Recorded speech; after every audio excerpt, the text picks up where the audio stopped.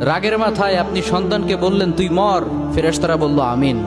তোর ভবিষ্যৎ অন্ধকার, ফেরেশতারা বলল আমিন। রেগে মেগে আপনি আপনার মেয়েকে বললেন জীবনেও তোর কপালে স্বামীর ভাত জুটবে না, ফেরেশতারা আবারও বলল আমিন। আচ্ছা, আপনি না সেই ব্যক্তি যে তার নিজের জীবনের চাইতেও সন্তানকে বেশি ভালোবাসেন? আপনি না সেই ব্যক্তি যে তার সন্তানের জন্য হাসতে হাসতে নিজের জীবনটাও দিয়ে দিতে পারেন? আপনি না সেই ব্যক্তি যে আল্লাহর কাছে নিজের চাইতেও সন্তানের জন্য বেশি দোয়া করে? তাহলে কি করে নিজের হাতে নিজের সন্তানের এত বড় ক্ষতি করতে পারলেন? Doesn't make any sense. Common sense বলতে কিচ্ছু নাই আপনাদের। আপনারা কি জানেন না আপনাদের রাগের মাথায় বদদোয়া করাগুলো ফেরেশতারা আমিন বলে? দাওয়াতুল ওয়ালিদ আলা ওয়ালাদিহি, বাবা মা তার সন্তানের জন্য যেই দোয়া করে সেটা ভালো হোক কিংবা বদদোয়া হোক, আল্লাহ সেটাই কবুল করে নেয়। এজন্য খবরদার, নেভার কার্স ইউর চিলড্রেন। রাগের মাথায় কখনো সন্তানকে অভিশাপ করবেন না।